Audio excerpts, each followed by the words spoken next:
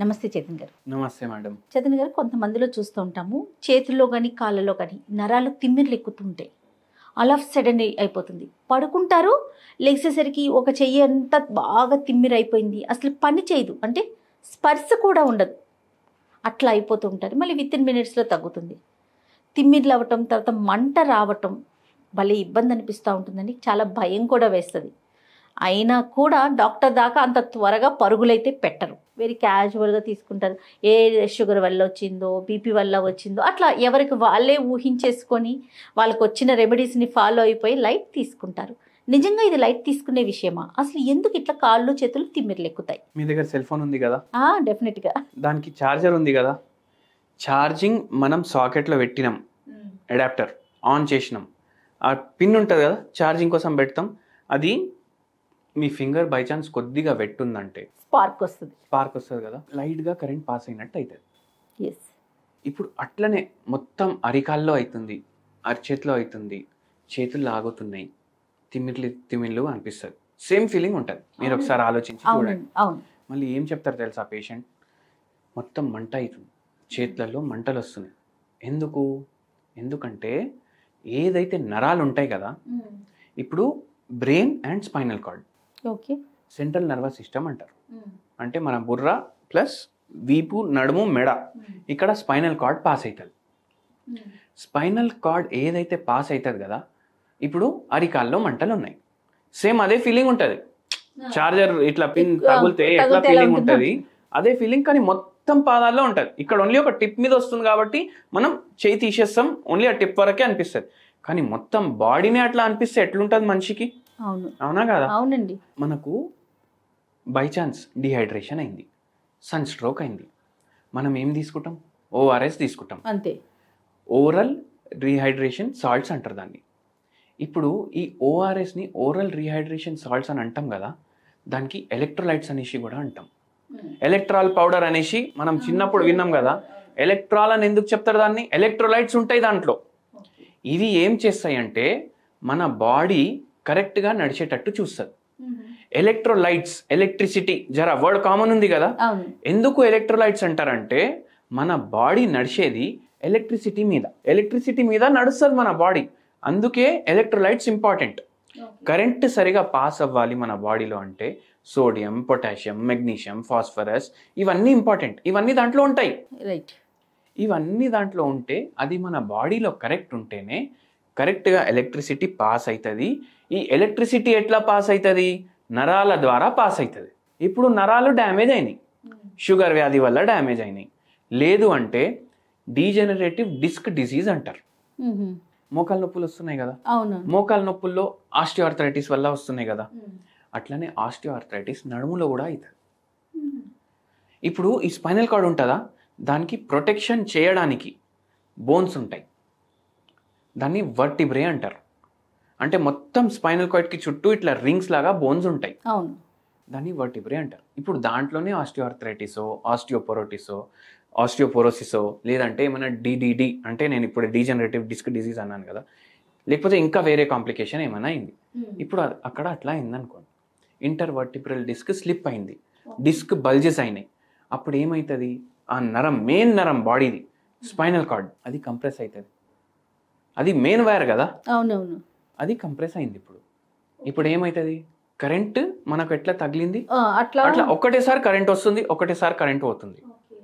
ఇప్పుడు మనం continuously switch on off చేస్తే లైట్ బ్లింక్ అవుతుందా కాదా? ఆ వైరింగ్ లో ఏమైనా ప్రాబ్లం అయితే ఇట్లా బ్లింక్ అవుతుంది లైట్.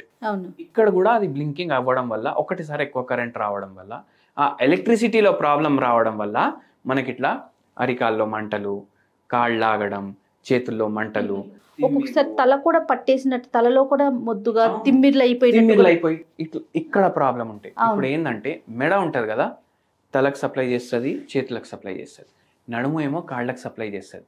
అయితే మీకు తిమ్మిర్లు ఎక్కడ వస్తున్నాయి, ఇట్లా షార్ట్ కొట్టినట్టు ఎక్కడ అవుతుంది? అయితే నడుము భాగంలో ప్రాబ్లం ఉంటే కాళ్ళకు అవుతుంది, మెడలో ప్రాబ్లం ఉంటే చేతులకు అవుతుంది. కొందరు పేషెంట్లు ఎట్లా వస్తారు? షుగర్ వ్యాధి పేషెంట్లు వస్తారు. షుగర్ వ్యాధి అన్కంట్రోల్డ్ ఉంటుంది వాళ్ళకు. షుగర్ వ్యాధి అన్కంట్రోల్డ్ ఉండి ఈ నరాల ప్రాబ్లం స్టార్ట్ అవుతుంది. ఇప్పుడు ఒక పేషెంట్ వచ్చారు, అరికాల్లో మంటలు, అరికాల్లో తిమ్మిర్లు, మళ్ళీ రైట్ హ్యాండ్లో నమ్నెస్ ఫీలింగ్ ఉంది, స్పర్శ వస్తలేదు. ఓకే. లెఫ్ట్ హ్యాండ్లో స్పర్శ ఉంది కానీ మంటలు ఉన్నాయి. అయితే మనం హోమియోపతిలో ఏదైతే సిమ్టమ్స్ ఉంటాయి కదా డీటెయిల్గా తీసుకుంటాం. ఇప్పుడు ఓన్లీ తిమ్మిర్లు ఉన్నాయా, నరాలది ప్రాబ్లం ఉందా, మందు రాసి ఇవ్వం. ఇప్పుడు లెఫ్ట్ హ్యాండ్లో మంటలు ఉన్నాయి, రైట్ హ్యాండ్లో స్పర్శ లేదు, మనం అట్లనే తీసుకోవాలి సిమ్టమ్, సపరేట్ సిమ్టమ్ లాగా తీసుకోవాలి. మళ్ళీ అరికాల్లో కూడా ఇట్లా చీమలు కరిచినట్టు అవుతుంది, తిమ్మిర్లు వస్తున్నాయి అంటే దాన్ని అట్లనే తీసుకోవాలి. అట్లా తీసుకొని ఇండివిజువలైజ్గా మన అప్రోచ్ ఉంటుంది. ఈ పేషెంట్కి కూడా అట్లనే చేసి మందులు ఇచ్చినాం, దేవుని దయతోటి తగ్గింది కూడా పేషెంట్కి. మళ్ళీ షుగర్ వ్యాధి కూడా మెల్లమెల్లగా రివర్స్ అయింది. అయితే షుగర్ వ్యాధి ఉంటే కూడా అన్కంట్రోల్డ్ ఉంటే కూడా ఈ నరాలు డ్యామేజ్ అవుతాయి. ఎందుకు? ఎలక్ట్రోలైటిక్ ఇంబ్యాలెన్స్ అయ్యే ఛాన్సెస్ ఎక్కువ ఉంటాయి పేషెంట్లకు. మళ్ళీ దాని తర్వాత ఏదైనా డిడిడి అయింది, లేదంటే స్పాండిలోసిస్ అయింది, స్పాండియోలిథియాసిస్ అయింది, ఇంటర్వర్టిబ్రల్ డిస్క్స్లో బల్జెస్ వచ్చినాయి, దాంతో కూడా మనకి ఇవన్నీ సిమ్టమ్స్ ఉంటాయి. అయితే నరాలు అందరికీ తెలుసు. చాలా మందికి ఏం డౌట్ ఉంటుంది, అరే నా నరాల్లో రక్తం పోతుంది అనేసి డౌట్ ఉంటుంది. కానీ రక్తం పోతలేదు, కరెంట్ పోతుంది. అది ఆ కరెంట్ కరెక్ట్ పోతేనే మీ బాడీ కరెక్ట్గా నడుస్తుంది. లేకపోతే ఇట్లా షాకులు కొట్టినట్టు, తిమ్మిర్లు వచ్చినట్టు అట్లా. దీనికి సరైన ట్రీట్మెంట్ ఉందండి హోమియోలో? పర్మనెంట్ ట్రీట్మెంట్ మనం ఎక్స్పెక్ట్ చేయొచ్చు అంటారా చేతన్ గారు? అయితే డీజనరేటివ్ డిస్క్ డిజీజ్ అనేసి నేను చెప్పినా కదా, ఒక్కొక్కసారి చాలా పాడైపోతాయి. అయితే న్యూరోలాజిస్ట్స్ ఏమంటారు, సర్జరీ చేయించుకోవాలంటారు. ఇప్పుడు మోడర్న్ మెడికల్ సైన్స్ ప్రకారం అయితే సర్జరీ చేయించుకోవాలి. అయితే ఒక పేషెంట్కి షుగర్ మొత్తం అన్కంట్రోల్డ్ ఉంది. ఆ పేషెంట్కి ఎక్కడైతే వర్టిబ్రే ఉండాలి కదా అవి జరిగిపోయినాయి. అండ్ దాంట్లో ఆస్టియోపోరోటిక్ చేంజెస్ కూడా ఉన్నాయి, డీజనరేటివ్ చేంజెస్ కూడా ఉన్నాయి. అయితే మన దగ్గర వచ్చిండ్రు, ఎవరో రెఫర్ చేస్తే మన దగ్గర వచ్చిండ్రు, సార్ నాకు ఒక్కటే అర్థం చేపియండి, నాకు ఒక్కటే మీరు సరే తగ్గుతుంది, నేనైతే తగ్గుతుంది అనేసి అంట. ఎందుకంటే హోమియోపతిలో అన్ని వ్యాధులకు ట్రీట్మెంట్ ఉంది, నేనైతే తగ్గుతుంది అనేసి అంట కదా పేషెంట్కి. పేషెంట్ నాకేమన్నారంటే, నాకు ఒక్కటే మాటకి సమాధానం చెప్పండి, డాక్టర్ ఏమంటారు ఓపెన్ చేసి సెట్ చేయాలి. ఇప్పుడు మీరు చేయి కూడా ముట్టుకుంటలేరు, ఎలా తగ్గుతుంది? ఎట్లా బోన్ మళ్ళా జరుగుతుంది, ఎట్లా జరుగుతుంది బోన్? అయితే నేనేం చెప్పినా, ఇది ఒక రోజులో అయినది 10 రోజుల్లో అయింది కాదు, మీరు స్టార్టింగ్ నుంచి గుర్తు చేసుకోండి. మీరేం పని చేస్తారని అడిగినా నేను. బ్యాంక్ ఎంప్లాయీ సార్ అన్న. మొత్తం రోజు కంప్యూటర్ ముంగట ఉంటారా? అవును ఉంటాను. ఒంగి చూస్తారా కంప్యూటర్ని? అవును చూస్తాను. ఎన్ని ఏళ్ళ నుంచి చూస్తున్నారు? 15-20 ఏళ్ళ నుంచి నేను అదే పని మీద ఉన్నా సార్ అని అన్నారు. అయితే మీ పోస్చరే తప్పు ఉంది. పోస్చర్ తప్పు ఉండడం వల్ల మీకు స్టార్ట్ అయిన వచ్చు ప్రాబ్లం. మళ్ళీ షుగర్ వ్యాధి ఉంది. అయితే మనం ఏం చేస్తామంటే మనం మందులు ఇస్తాం. మన మందులు, హోమియోపతి మందులు డైరెక్ట్ నరాల మీదనే పనిచేస్తాయి. నరాలు ఉంటాయి కదా, అవి సిగ్నల్ పంపించాలి. ఒక మందు వచ్చింది బాడీలో, ఈ ఫలానా ప్లేస్లో ప్రాబ్లం ఉంది, అది సెట్ అవ్వాలి అనేసి నరాలు సిగ్నల్ పంపిస్తే ఆటోమేటికలీ బాడీనే సెల్ఫ్ హీల్ చేసుకుంటుంది. మీరేం చేయాల్సిన పని ఏంది? మందు టైంకి వేసుకోవాలి, పోస్చర్ కరెక్ట్ మెయింటైన్ చేసుకోవాలి. ఫుడ్ విషయంలో కేర్ తీసుకోవాలంటారా? ఫుడ్ విషయంలో డెఫినెట్లీ కేర్ తీసుకోవాలి. ఇప్పుడు షుగర్ అన్కంట్రోల్డ్ ఎందుకు ఉంది? ఎందుకంటే మన ఫుడ్ చక్కగా లేదు కాబట్టి. అంతేగా. అయితే ఫుడ్ విషయంలో మీరు జాగ్రత్తలు తీసుకోవాలి. ప్రోటీన్ కంటెంట్ ఫుడ్ ఎక్కువ చేయండి, ఫైబర్ కంటెంట్ ఫుడ్ ఎక్కువ చేయండి, కార్బోహైడ్రేట్ కంటెంట్ ఫుడ్ తక్కువ చేయండి. అంతే. అట్లా చేసుకుంటా మీరు మందులు వాడండి. పోస్చర్ మీద మీరు కొంచెం ఫోకస్ పెట్టుకోండి, మంచిగా అయిపోతుంది. ఆ పేషెంట్కి నొప్పులు, మంటలు, తిమ్మిర్లు అన్ని 4 నెలల్లో 80% తగ్గిపోయినాయి. 1.5 years 2 years పడ్డది, పూర్తిగా నయమైంది. కంట్రోలే కాదు, పేషెంట్కి కొద్ది వరకు రిపేర్ కూడా అయిపోతుంది.